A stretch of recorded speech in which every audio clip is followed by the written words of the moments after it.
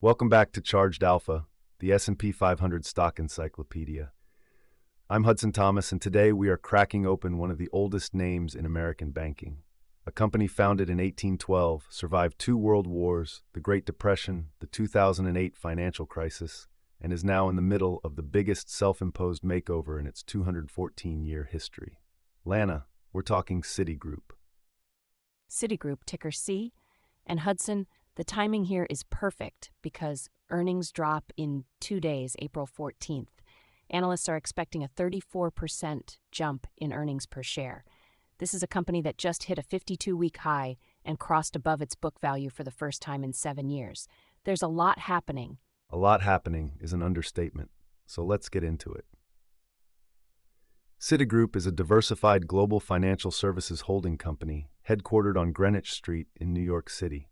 They operate across 160 countries, which makes them the most geographically diversified bank in the S&P 500 by a wide margin. And that global footprint is both their biggest asset and their biggest headache, but we'll get to that. The business runs through 5 main divisions now after CEO Jane Fraser restructured the whole organization. You've got services, which is treasury and trade solutions and securities services, markets, which handles trading, banking for investment banking and corporate lending, U.S. personal banking, which is the consumer-facing side, and wealth for high-net-worth clients. Jane Fraser, by the way, first woman to lead a major Wall Street bank. She took the top job in 2021 and immediately launched what insiders call Project Bora Bora, which sounds like a vacation, but is actually the opposite. She's been dismantling layers of bureaucracy. Specifically, she took a 13-layer management hierarchy and compressed it down to 8 layers. That's not cosmetic. That changes how fast decisions get made, how information flows, and ultimately how much it costs to run the bank. They've cut around 20,000 jobs as part of this, with the final 9,000 scheduled for 2026. And the board clearly thinks she's delivering. Fraser pulled in $42 million in total compensation for 2025, a 22% raise. Plus, she was just appointed to the Federal Reserve's Advisory Council. That's a big institutional vote of confidence.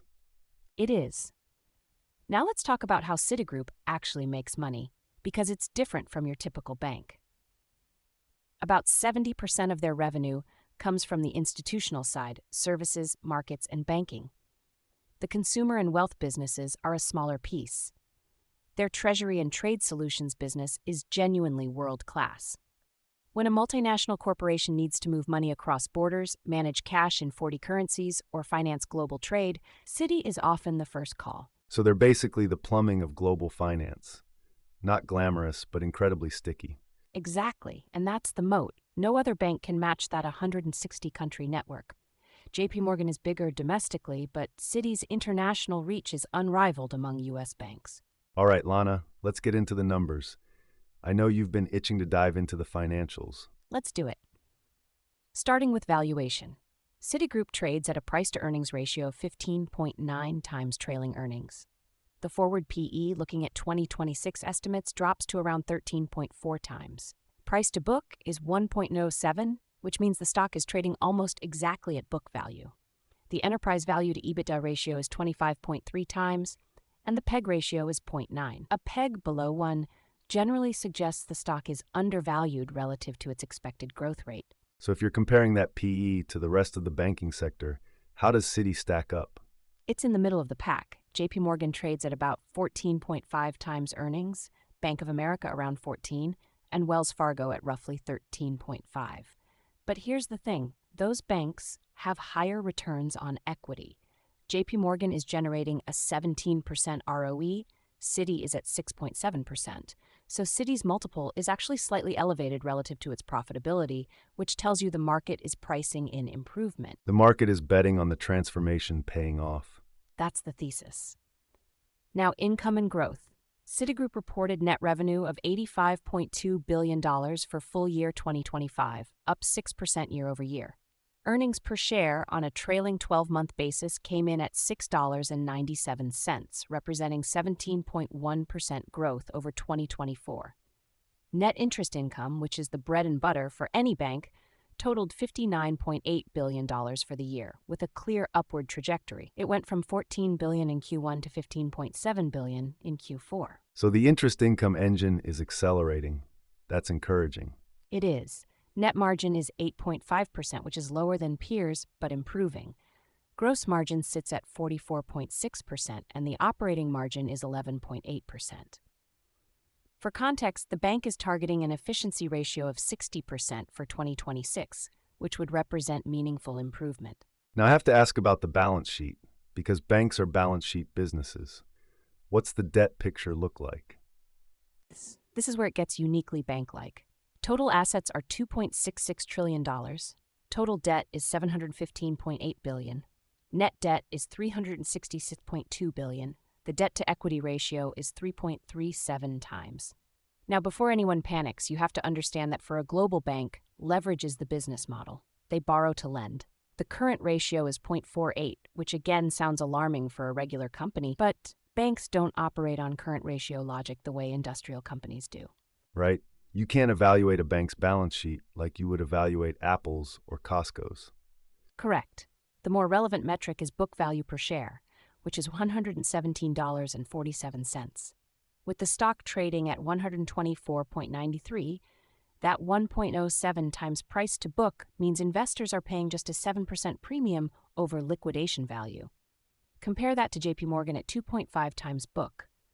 That gap tells you everything about the market's confidence level. Let's talk dividends, because Citi does pay one. They do. The annual dividend is $2.36 per share, giving you a yield of 1.89%. The payout ratio is 37.7%, which is conservative and leaves plenty of room for increases. They've been growing the dividend at roughly 8% annually over the last 5 years. The 2025 buyback program was aggressive too. They repurchased $18.25 billion in stock across the 4 quarters. $18 billion in buybacks is serious capital return. Between that and the dividend, shareholders are getting taken care of. They are. And looking at returns, the return on equity is 6.72% and return on assets is 0.54%.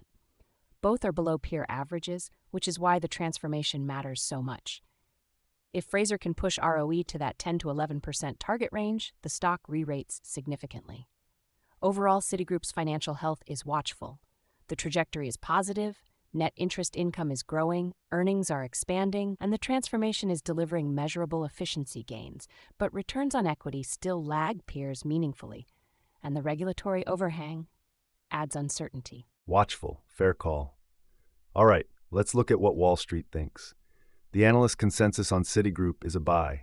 There are 22 analysts covering the stock, and the median 12-month price target is $134.32, which implies about 7.5% upside from current levels. Some notable calls in recent months. JP Morgan upgraded Citigroup from neutral to overweight in December 2025. Goldman Sachs maintains a buy. Morgan Stanley has an overweight rating. Oppenheimer rates it outperform. And Barclays upgraded from equal weight to overweight back in January 2025. So the big firms are believers. What about insider activity? Senior executives sold approximately $57 million worth of stock across 20 transactions in February 2026. The largest sale was from Ernesto Torres Cantu, the head of International, who sold about $7.5 million worth. But this activity appears routine, tied to compensation plans and tax obligations. It's not the kind of insider selling pattern that raises red flags. Good to know. Now, their last earnings report was Q4 2025. How did that go? Mixed. They beat on the bottom line with adjusted EPS of $1.81 versus the estimate of $1.71. But they missed on revenue, coming in at $19.87 billion against the estimate of $21.113 billion. The investment banking business was the standout. M&A advisory fees surged 84% in the quarter. But the revenue miss spooked investors, and the stock dropped about 4.6% in pre-market trading. And now Q1 2026 drops on Tuesday. Expectations? Analysts expect revenue of $23.6 billion, which would be 9% growth year over year. EPS consensus is $2.63, that 34% jump I mentioned earlier. Net interest income is projected at $15.5 billion, up about 10.7%. Those are strong expectations. The question is whether they can deliver on the top line this time. All right, let's do the bull and bear cases. I'll take the bull side. The bull case for Citigroup starts with the transformation. Over 80% of Project Bora Bora's programs are at or near their target state. This isn't a plan anymore, it's execution, and it's working. The simplified structure is driving faster decisions and lower costs. And the investment banking recovery is a real tailwind. After years of depressed deal activity, M&A and capital markets are coming back. Citi's banking division is well positioned to capture that wave, as evidenced by the 84% surge in advisory fees last quarter. Third, net interest income is on a clear growth trajectory. Management is guiding 5 to 6% NII growth in 2026. In a world where rates are still relatively elevated, that interest income engine is powerful. And fourth, the stock is cheap. A PEG of 0.9 and price to book of 1.07 for a globally diversified bank with improving fundamentals? That's a lot of pessimism priced in. Fifth, Jane Fraser's appointment to the Fed Advisory Council signals institutional credibility. It's not a financial metric, but it matters for regulatory relationships and stakeholder confidence. Now, Lana, give us the bear case. The biggest risk is regulatory. Citigroup remains under consent orders from both the Federal Reserve and the Office of the Comptroller of the Currency dating back to 2020. These are not minor. The bank has acknowledged slower than expected progress on data quality management, governance, and regulatory reporting. If remediation stalls, the regulators could impose growth restrictions or additional penalties. And that data governance piece is a real concern because it's not just about compliance. It's about the bank's ability to manage risk. Exactly. Second risk is the debt load. $715.8 billion in total debt with a debt-to-equity ratio of 3.37 times. While that's standard for a global bank, it leaves limited margin for error in a downturn. Third, the final 9,000 job cuts create execution risk. Layoffs at this scale can disrupt operations, hurt morale, and slow down the very transformation they're designed to support. And then there's the geopolitical exposure. Operating in 160 countries means you're exposed to political instability, currency fluctuations, and regulatory changes everywhere from Latin America to Southeast Asia. Right, and finally at 6.7% ROE, Citigroup is generating returns well below its cost of equity. JP Morgan is at 17%. Until that gap closes materially, the stock will carry a valuation discount, and there's no guarantee the transformation delivers the ROE uplift the market is pricing in. Fair points all around. Let's do a quick peer comparison. How does Citi stack up against the big three? Starting with scale, JP Morgan has a market cap of roughly $800 billion. That's more than Citigroup, Bank of America, and Wells Fargo combined. Bank of America is at $344 billion, Wells Fargo at $260 billion, and Citi at $219 billion. So Citi is the smallest of the big four by a significant margin. And on valuation? JP Morgan trades at 14.5 times earnings with a 2.5 times price to book and a 17% ROE. Bank of America is at 14 times with a 1.4 times book and 10.5% ROE. Wells Fargo is 13.5 times with 1.5 times book and 11% ROE, and Citi is at 15.9 times with a 1.07 times book and 6.7% ROE. So Citi is actually the most expensive on PE relative to its returns, but the cheapest on price to book. Which tells you the market thinks there's upside to those returns if the transformation works. Exactly. And one notable milestone, all four banks gained roughly 40% during 2025, but only about a third of that came from actual earnings growth. The rest was multiple expansion, investors paying more per dollar of earnings. So if that multiple expansion reverses and returns don't improve, there's downside risk across the sector, but especially for Citi, where the gap between price and fundamentals is widest. Good context. All right, bottom line time. Citigroup is a 214-year-old institution in the middle of a generational transformation. The numbers are improving. Revenue grew 6%, EPS grew 17%, net interest income is accelerating. The stock just hit an all-time high and crossed book value for the first time in 7 years. But the returns still lag peers by a wide margin. The regulatory cloud hasn't lifted, and the transformation still has miles to go. The single most important number for investors to watch is return on tangible common equity.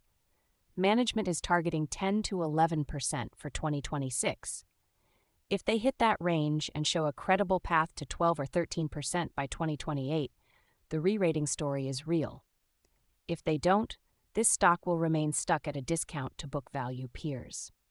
Before we close, a quote that I think captures the Citigroup story perfectly. Warren Buffett once said, "Banking is a very good business if you don't do anything dumb." And that is the entire thesis in one sentence. Citi's franchise is world-class. The question is whether management can stop doing the things that have held it back for a decade. That's our deep dive on Citigroup, ticker C, episode 105. And earnings drop Tuesday morning. Set your alarms. 214 years of history, and the next chapter is being written right now.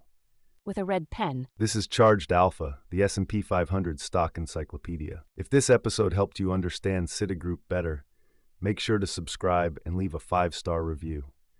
Every rating helps more investors find the show. You can also follow us on social media at Charged Alpha for episode updates, chart packs, and bonus content between episodes. Charged Alpha is produced for informational and educational purposes only. Nothing in this episode constitutes investment advice, a recommendation to buy or sell any security, or an offer of any financial product. All data is sourced from public filings, financial data providers, and reputable news outlets. We present facts and analysis but do not make investment recommendations. Always do your own research and consult a licensed financial advisor before making investment decisions. Past performance is not indicative of future results. All investing involves risk, including the possible loss of principal. Ooh, we do! That ticker tape starts dancing fast. A bull market thrill that's built to last. Dividends are ringing up the swing. Listen to that sweet ka-ching. It's a Wall Street swing. That fast-paced rhythm makes you sing. Yeah, the Wall Street swing.